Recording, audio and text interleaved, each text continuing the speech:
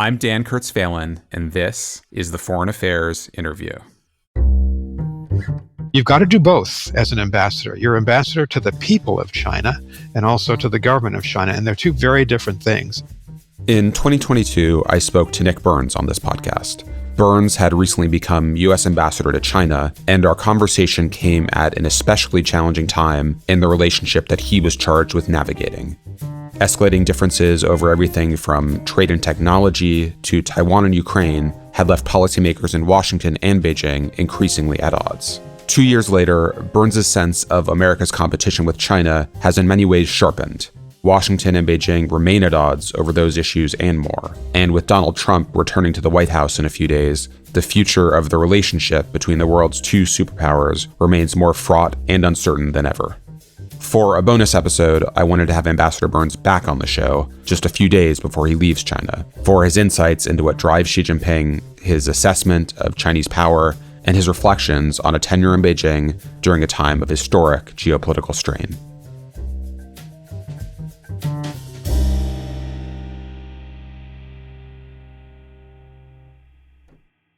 Nick, thank you so much for joining me for a second time. We're talking just a few days before you leave your post in Beijing, almost 3 years since arriving, and come back home. Dan, thank you very much. I've been looking forward to this conversation. There's a lot to talk about. Well, I want to start with perhaps a somewhat personal question. Over the past few years, you've almost surely spent more time in the room with Xi Jinping than any other American, I would venture to say. You've been there for meetings with President Biden and Tony Blinken and Jake Sullivan and others. How has that time sitting right across the table from Xi and those repeated discussions changed your understanding of him? What's your sense of what drives him, what worries him, how he sees the world, especially the things that those of us who are watching from a distance may miss? Well, obviously, Xi Jinping is a supremely powerful leader of China. I think you have to go back to Mao to find a Chinese leader with so much power in the system.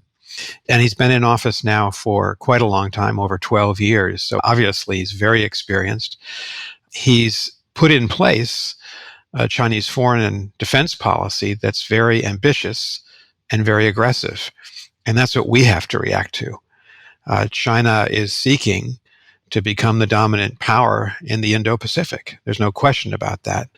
China, led by President Xi, in his relationship with North Korea, with Iran, and Russia, has formed an authoritarian group that is contesting a lot of what we put in place after the Second World War to keep Europe and the world peaceful and to establish liberal values, liberal in the small L of the word values, democratic values, values of human rights, of state sovereignty, that you can't cross someone else's border and invade it just because you want to do that. That's what Putin has done in Ukraine. So he's a very self-assured, I think self-confident leader in the way he interacts with others around the world.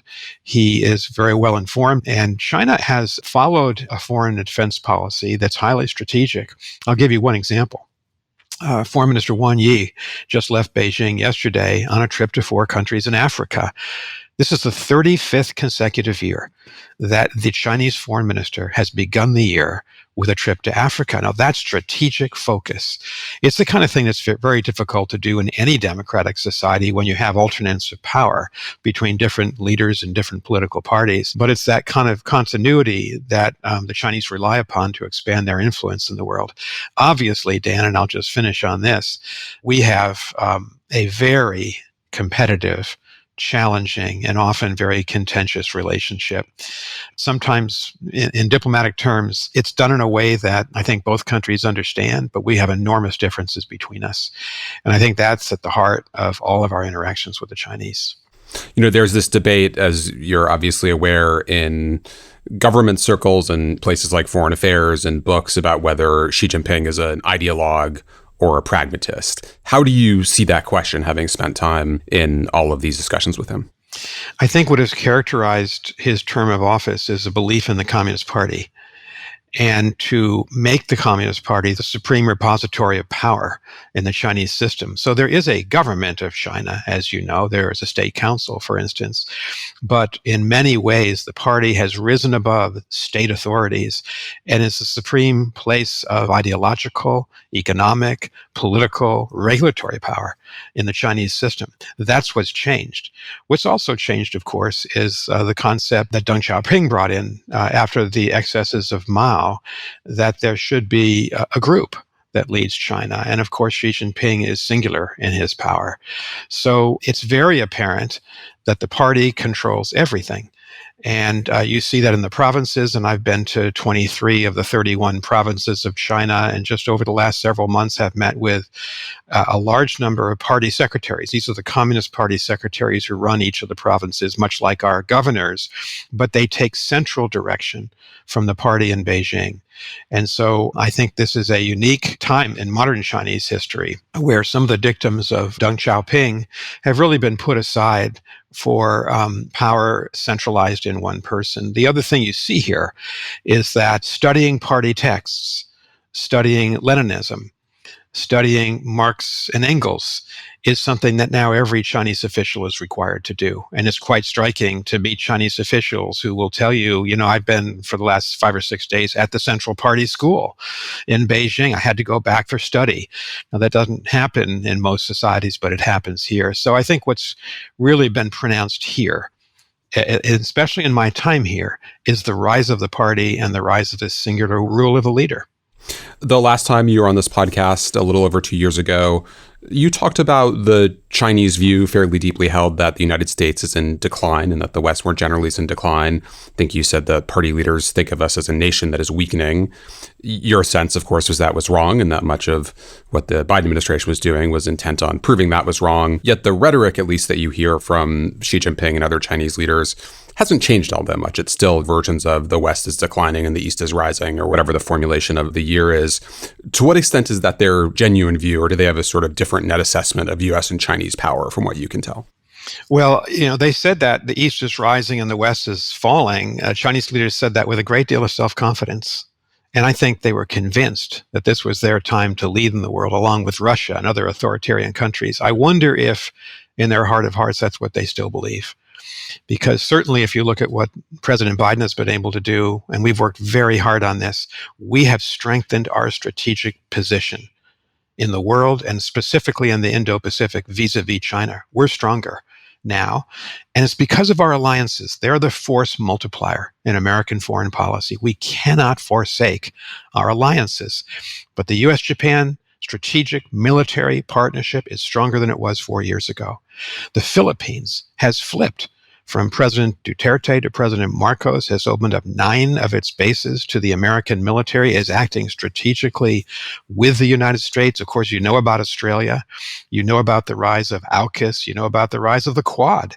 In fact, I'll be in a Quad meeting tomorrow with my Indian and Japanese and Australian ambassadorial counterparts here. We work very closely together. And so I think, in a sense, we've upped our game.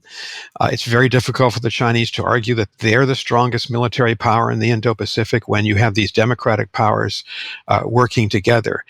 And it also is a function, Dan, of the fact that China's faced a considerable number of domestic problems, particularly with the economy, the lack of consumption, the fact that the property crisis has not really been overcome, the youth unemployment, the fall in foreign direct investment. There were 2 quarters in 2024 when there was negative FDI here, more money leaving, foreign money, leaving investments in China than coming in.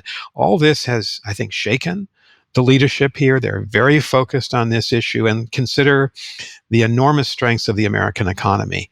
Consider the power of our tech companies in AI, and that's given us a lead in AI, and may we keep that lead. And so some Chinese officials still say the East is rising and the West is falling. I don't think there's conviction there, and it's certainly not supported by the facts. So as this administration comes to an end, I think we can say with great confidence, we have strengthened the American position in a long-running competition for power.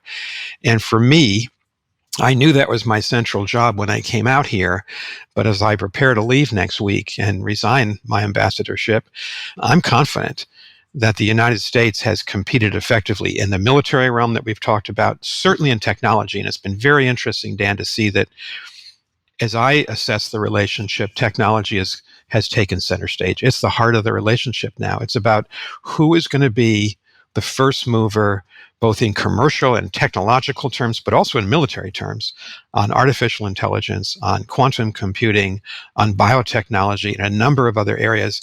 And there, the enormous power of the American research universities and our tech companies and the confluence between them and federal funding has put us in a very advantageous position.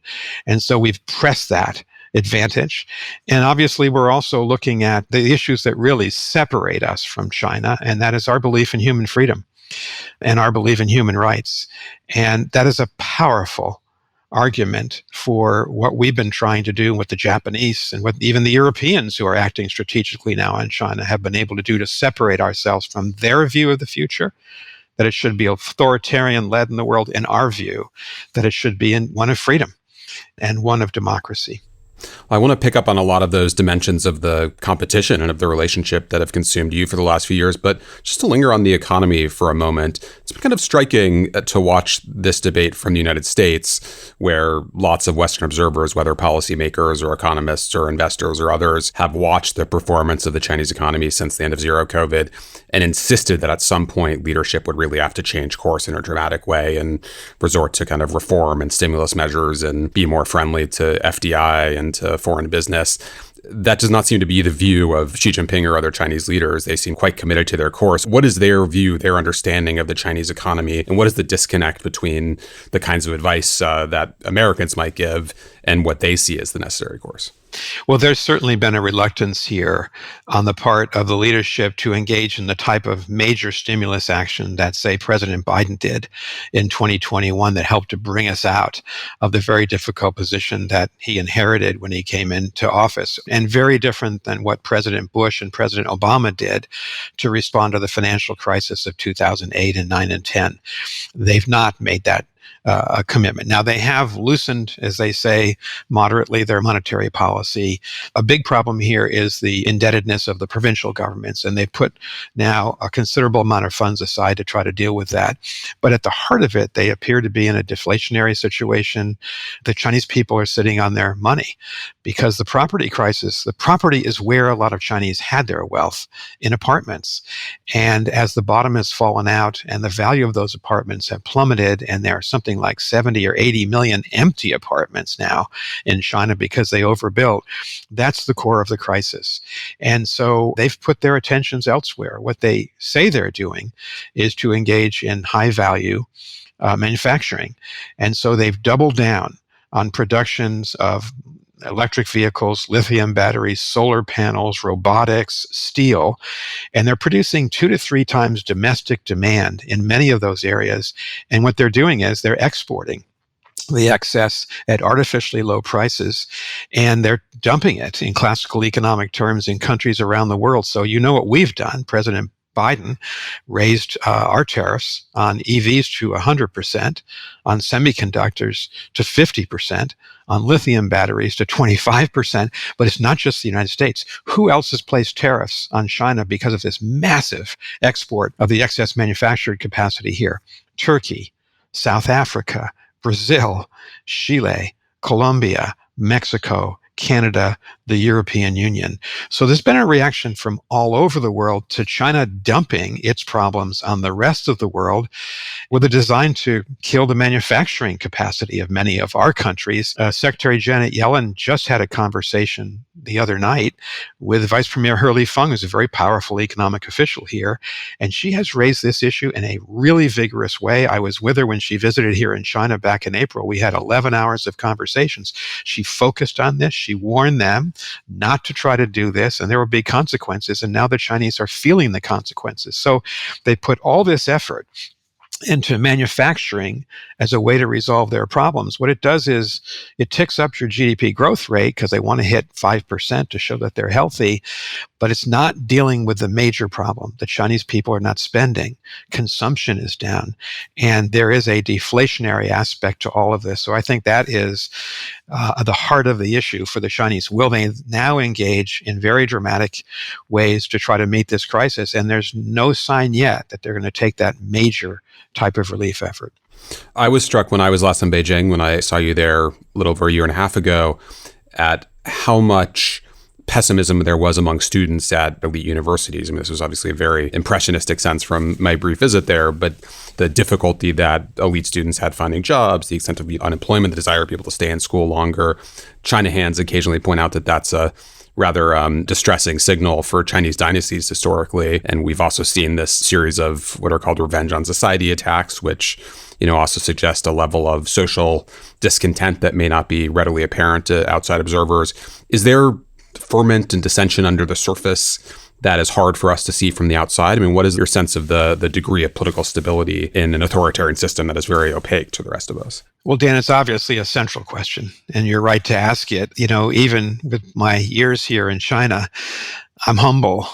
I think all of us should be a little bit humble in trying to understand the direction of 1.4 billion people.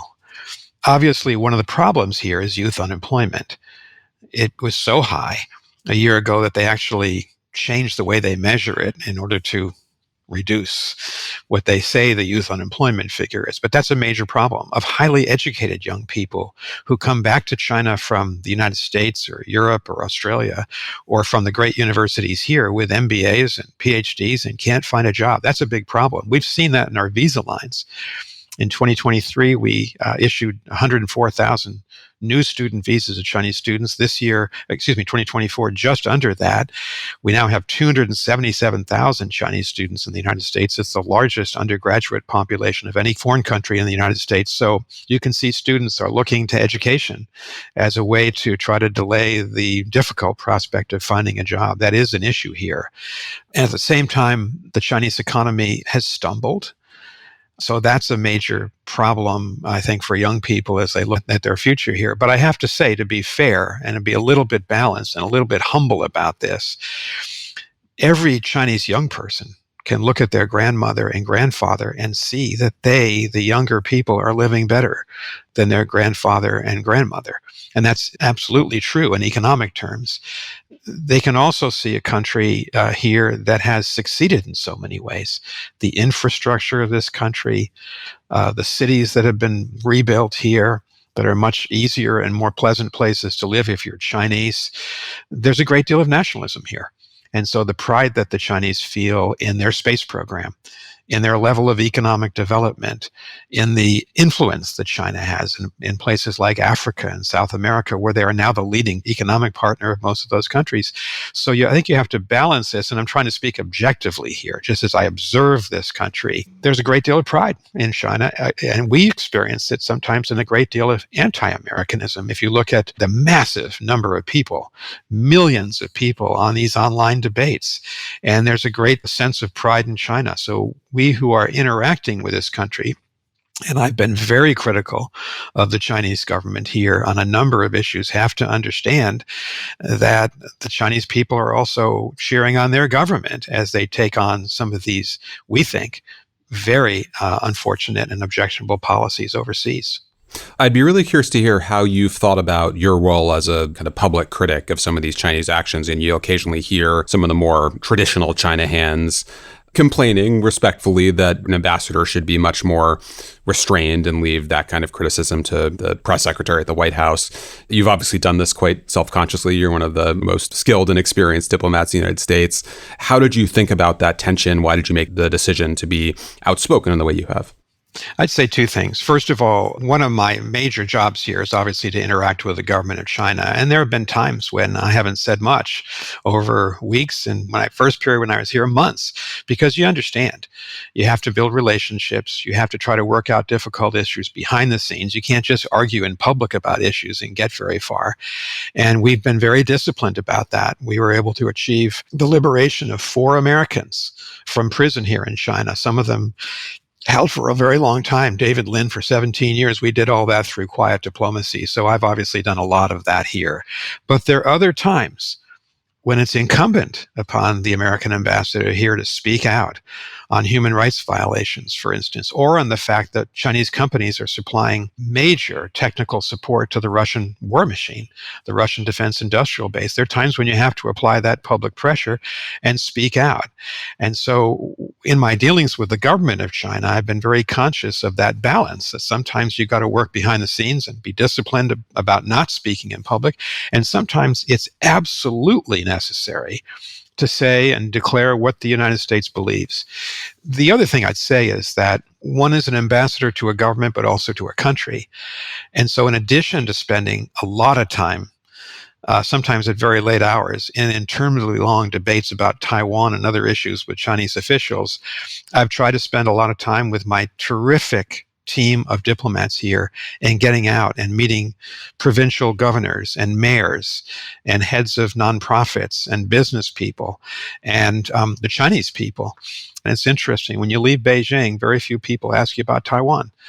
They want to know, are you really open to giving visas to Chinese students to study at University of Texas or UCLA? They want to know about investment. They want to talk about the Second World War because they relate to the United States. And we're just commemorating the 80th anniversary starting now of the end of that war in 1945. And it's a big issue that the Chinese people take pride in, that we fought with them in that war. So you've got to do both as an ambassador. You're ambassador to the people of China and also to the government of China. And they're two very different things. I have been very critical at times of the government of China, but always try to engage the people of China. And I do think, Dan, this is a national security issue for the United States. It's not just a nice thing to do to connect our two societies. It's a necessary thing to do. We once had 15,000 American students here. That was 10 years ago. And because of COVID and the Chinese policy of zero COVID with its quarantines and embargoes, we went down to 350 American students 2 years ago. We've actually counted.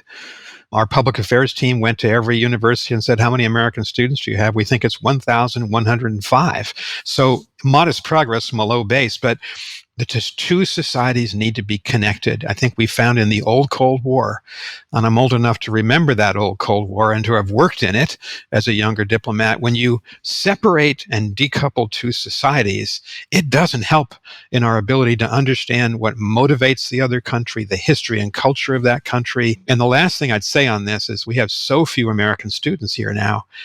I am blessed by an embassy filled with American diplomats who speak Mandarin fluently, who've been here 2 or 3 times. I worry about my successor 10 or 15 years from now who will not have this kind of bench.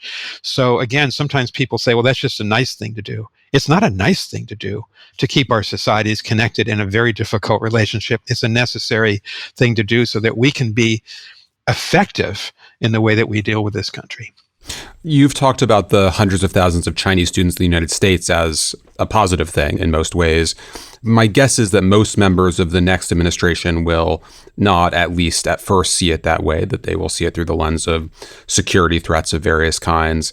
How would you advise them to think through that question? What's your case for seeing it the way you see it?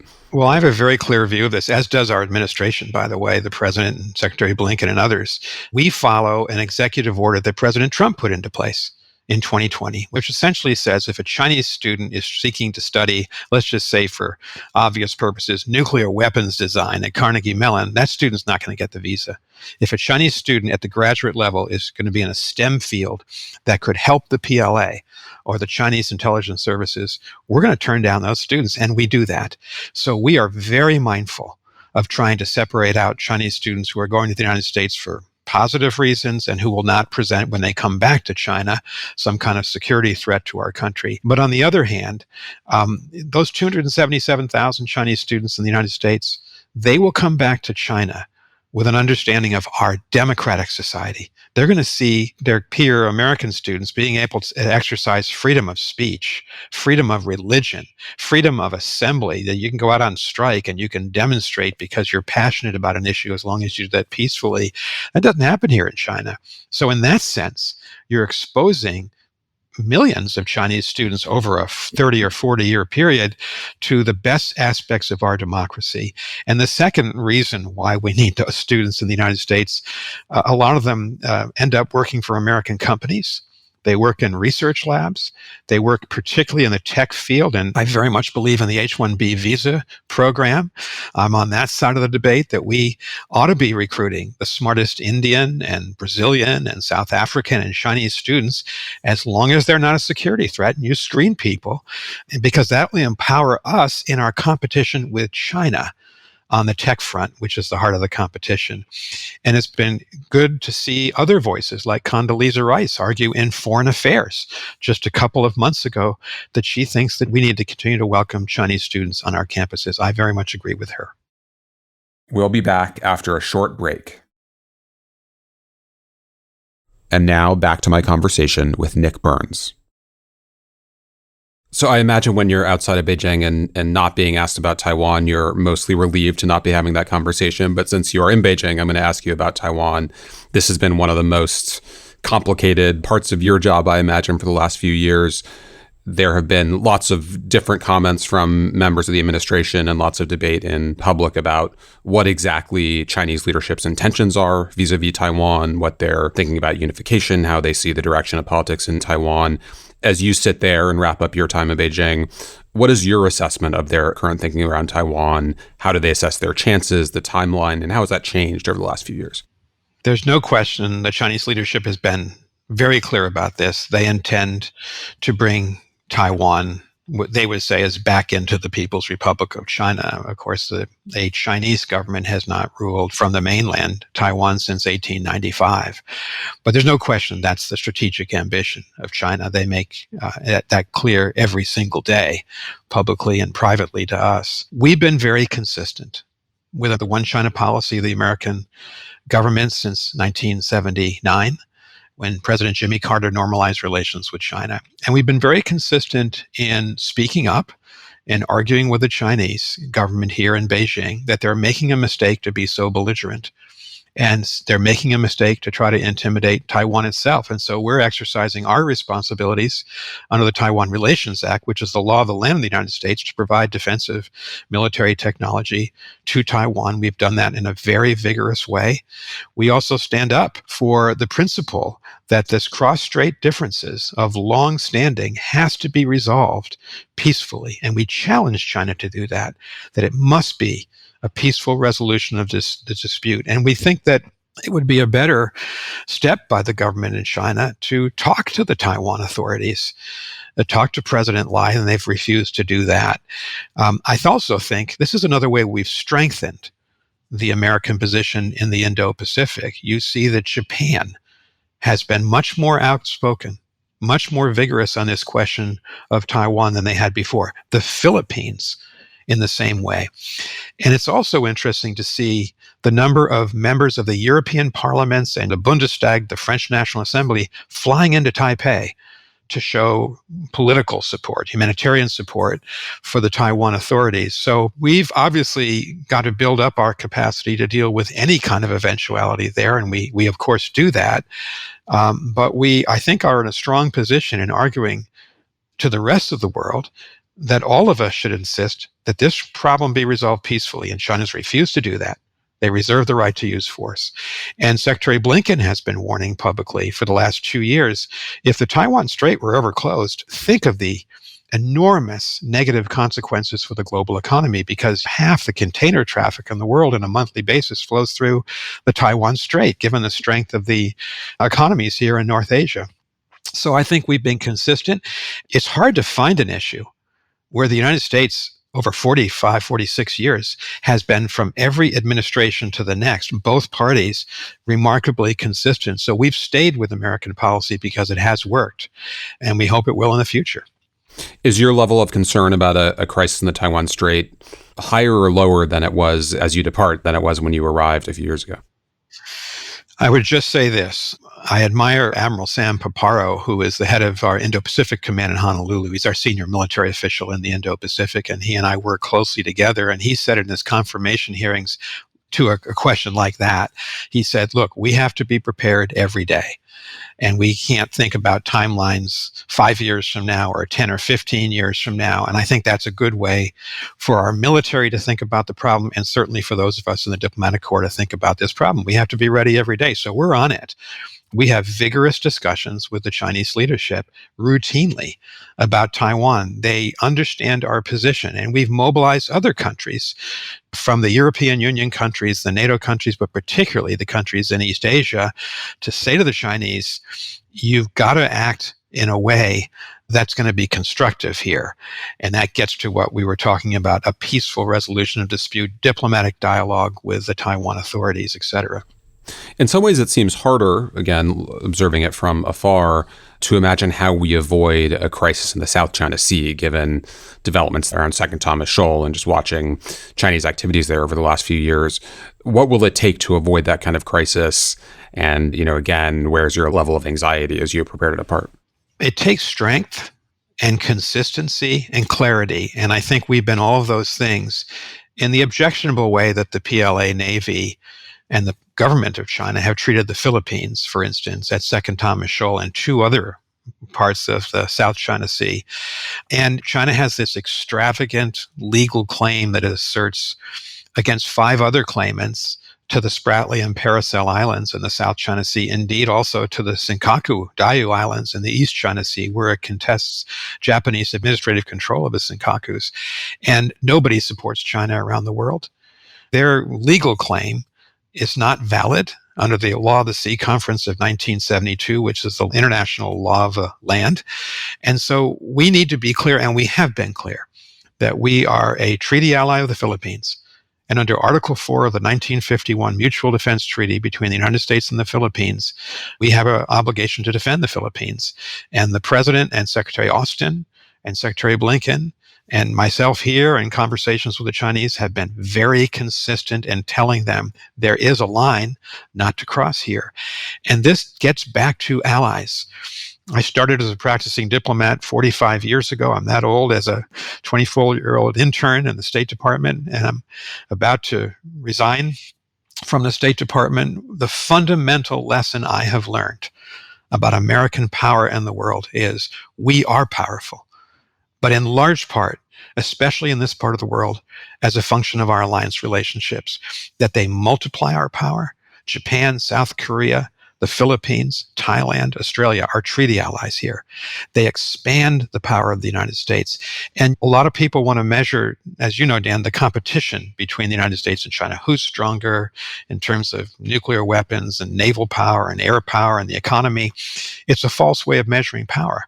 You've got to measure China versus the United States and Japan and South Korea, et cetera, and the Philippines and Australia and Thailand. And if we're interested in outcompeting the Chinese, and we have to be as Americans, staying close to our allies, not forsaking our allies, not trying to criticize the allies publicly or humiliate them publicly or contest their own borders and their own national sovereignty publicly. I think this is a big issue in American foreign policy. I've been so proud to work for President Biden, who has strengthened our alliances from day one in his administration. And if you want a strong America, you have to have strong alliances in the modern world. That's true of NATO. I was ambassador there on 9/11. I saw how Canada, by the way, a country that's been in the news this week, was the first country to assert that we ought to invoke Article 5 of the NATO Treaty to defend the United States. And all these countries, Canada, Denmark, have been with us time and again in the wars that we've had to fight, in the struggle for power we've had with Putin in Europe, but also with the Chinese leadership here in the Indo-Pacific. So that's my fundamental walking away lesson learned. Don't forsake your allies. Keep them close, honor them, and support them. One dimension of the South China Sea and Taiwan issue I just want to get your thoughts on, because it's been so perplexing to observers from outside China, is what exactly is going on in the PLA and the People's Liberation Army, and what the dynamic between President Xi and PLA leadership has been. There have been this series of purges and leadership changes. Do you have any understanding of that you can share? There's been a fair amount of turbulence. You've seen it. It's been quite public. President Xi instituted an anti-corruption campaign shortly after he took power in late 2012. A lot of people thought back then, that was a long time ago, that it might be just short-lived. But it's actually been an on-running anti-corruption campaign that hasn't stopped. And it has focused on technology figures and business figures and political figures, party figures, but also the military. And that has continued just over the last couple of weeks, where very senior military officers has been brought up on charges. So it's often hard to know exactly what that means in terms of capability and strategy, but it's not a positive sign if you're trying to have a united military that's focused on these strategic challenges. So we watch it very carefully, obviously, and try to understand it as best we can.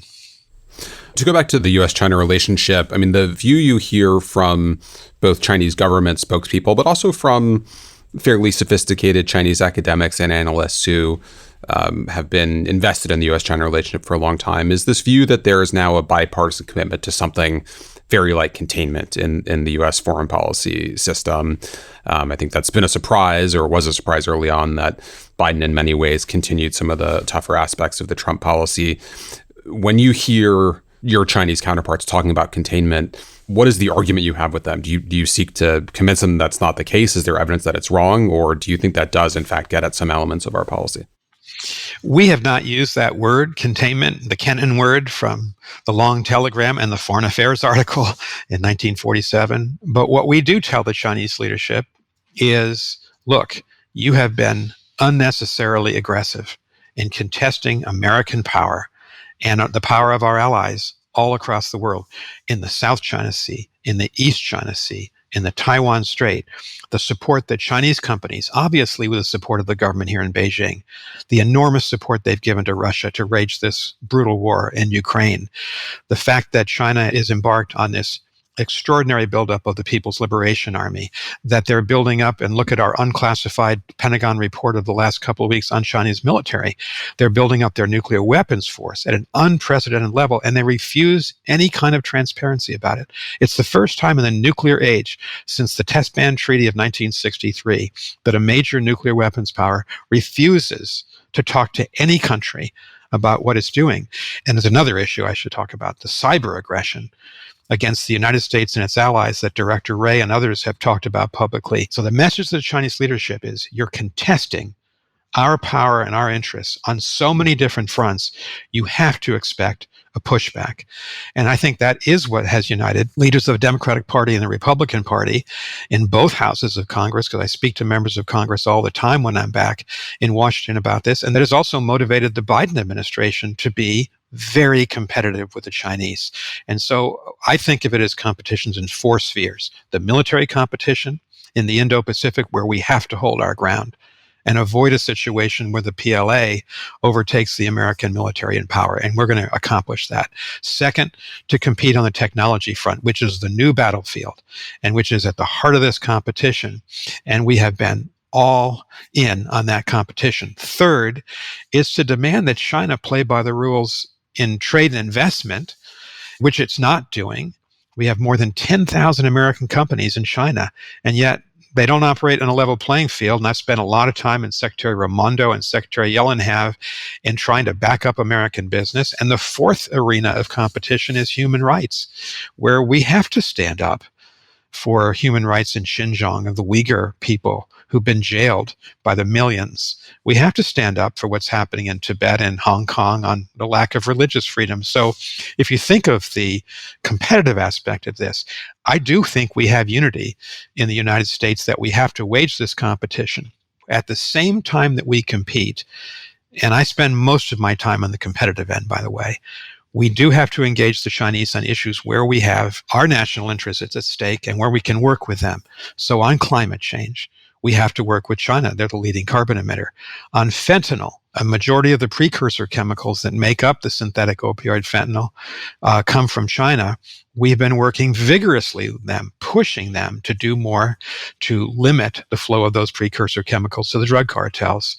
On military-to-military cooperation, you don't want to have a situation where our senior military officers are not talking, because you want to drive down the probability of any kind of misunderstanding or conflict in the South and East China Sea or the Taiwan Strait. And we have a situation now, because President Biden and President Xi agreed we would do this, where Admiral Paparo has met twice over recent months with the Southern Theater Commander of the PLA.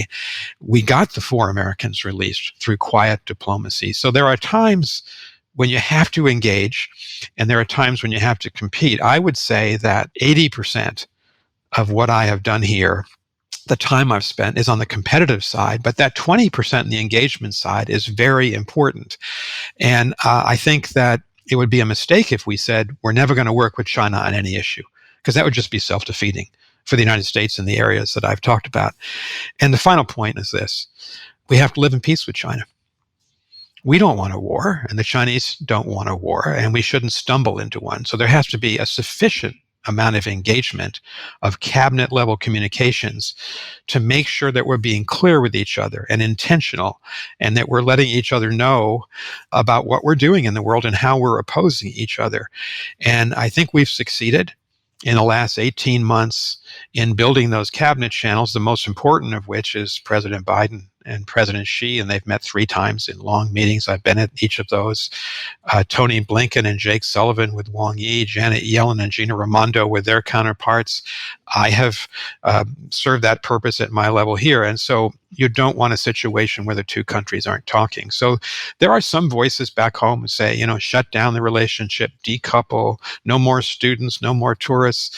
That's a recipe for failure. China's strong. China is global. And so we have to interact, but from a position of strength. And I think we've done that. Let me ask about one more competitive dimension of the relationship before getting to some of your parting thoughts.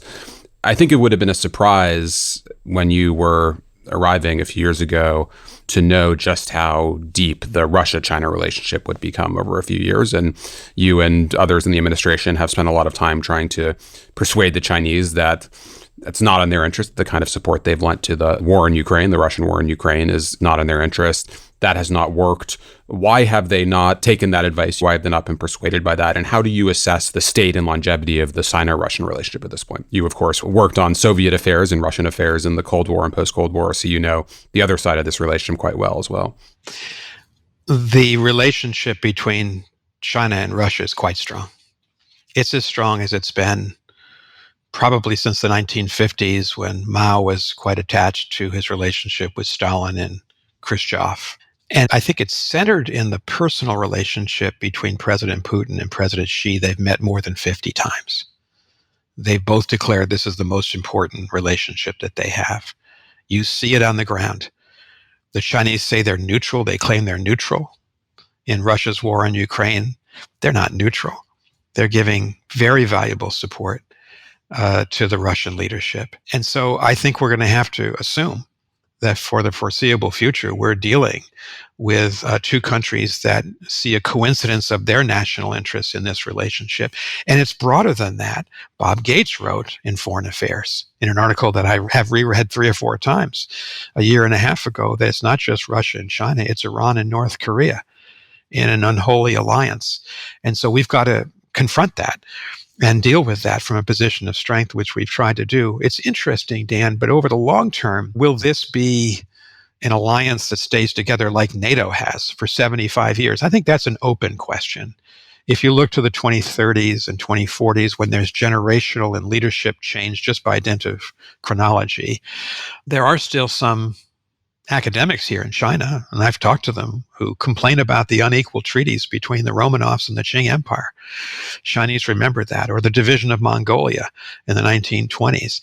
They're few and far between, but they're there. What distinguishes our brand of diplomacy, which is based on being aligned with and allied with democratic countries, is you get NATO for 75 years. You get for 75 years our treaty alliances with the Philippines and Japan and South Korea. I don't know whether this Russia relationship is long lasting, because it's so much based on personality as opposed to values and national interest. But in the short term, this is a very difficult proposition for the United States, and we've been very focused on it. China has not used its influence to dissuade the Iranians, for instance, from falling off their support for the Houthi rebels who have shut down commercial traffic in the Red Sea. China has been on the sidelines on Lebanon and in Gaza. They've complained, they've castigated the United States, but it was the United States that produced the ceasefire with our Arab partners in Lebanon, the United States and the Arab world, and Israel working on the ceasefires, the prospective ceasefire in Gaza. China is not acting like a great power. It scores political points, but it rarely rolls up its sleeves and spends political capital the way that a normal great power would do. So I think they've been exposed in a sense, and their relationship with Iran and Russia has had unintended consequences. The Europeans tell the Chinese, that Chinese backing of Russia is an existential issue because peace in Europe, the indivisibility of Europe, is an existential issue for the Europeans and has been for centuries. And it's come at great cost to the Chinese. There's great, great distrust in Europe of China because of what's happened in Ukraine. And we have told the Chinese, by the way, that what's happened in Ukraine is an existential issue for the United States. We are on the continent and NATO as an actor in the defense of Europe. And the Chinese, I think, did not see when they enunciated that no limits partnership on February 4th, 2022 between Putin and Xi Jinping, that the reaction from the US, from Canada, and from Europe would be so severe. It's cost them in their relationships with all of us. So in a couple of weeks, you will be getting some much-deserved rest, and President Trump will be back in office. As you've watched the Chinese hash out their own policy for Trump too, what does that debate look like, and how do you think they will react to the next Trump administration? Of course, we're following that debate. You talked to a lot of Chinese. I talked to a lot of Chinese about it. You read what they're saying in their press. I think there are a couple schools of thought. One school of thought here is that this might be advantageous, this change for the Chinese, that they've dealt with President Trump before. Another school of thought is that it's going to weaken China. So we'll just have to see how it plays out. I have not commented about what President Trump might do. I don't think it's proper for me to do that. We need to give him time to come into power and form his government and put his people in place. I don't want to be unfair to them. I should tell you that I have never met Senator David Perdue, who is President Trump's nominee to replace me as ambassador to China. But when I heard about his appointment, I reached out to him and I said publicly in social media that I wish him well, that I'm going to give him every support that I can, because his success will be the success of our country. And this gets back to one of the things you asked me about, and you're right to do it. We do have a rough bipartisan consensus about what we should be doing to China, and I don't want to see that broken. So I will do everything I can to help Senator Perdue when he becomes Senate willing Ambassador Perdue, because obviously there are differences, for sure, between the Biden administration and the future Trump administration, but there are a lot of issues where we would obviously want the United States to go forward on a unified basis. And so I wish him well in all of this. So is there anything you would tell him about what you've learned in your time in Beijing that you wish you'd known when you started about the relationship and how it works? Well, I'll probably leave that to my private conversation with him. But I would say this, Dan, I came to this job 3 years ago. I was confirmed a little over 3 years ago with a very tough-minded view of China. You know, all of us have lived through what happened when China went into the South and East China Seas in 2014, 15, and 16 and built up those illegal bases and claimed land that wasn't theirs, et cetera. And all of us lived through the China shock, where we lost a significant number of American manufacturing jobs. So I was prepared to be hard-edged. But I leave China focused on the competition. China is out to overtake us in total power in the Indo-Pacific, and we cannot let that happen. And we've talked in this interview about all the different elements of that competition.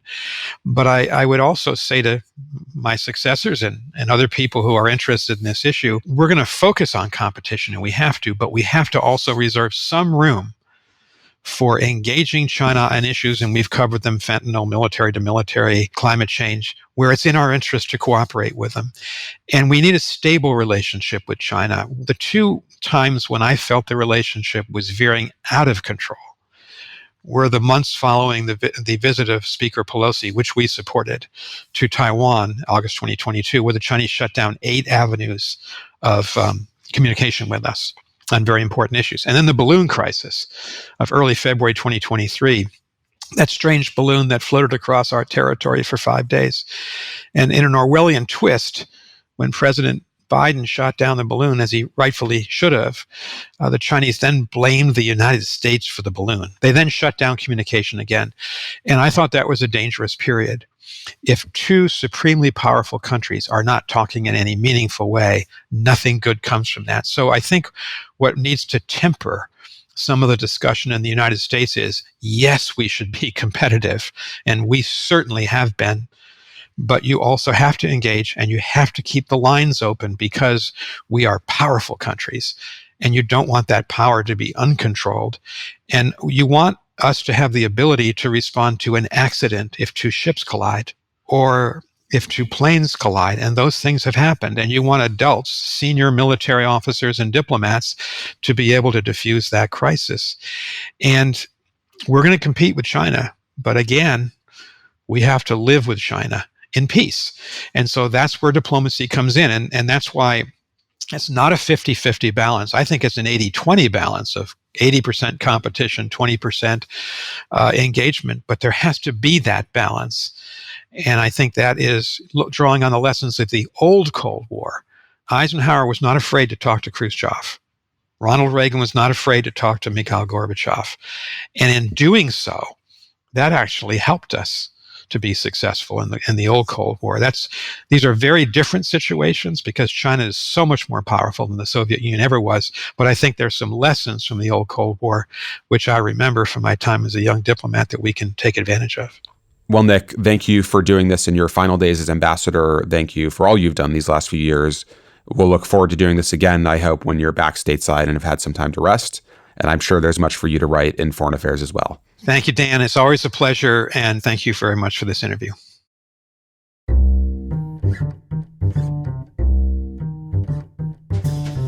Thank you for listening.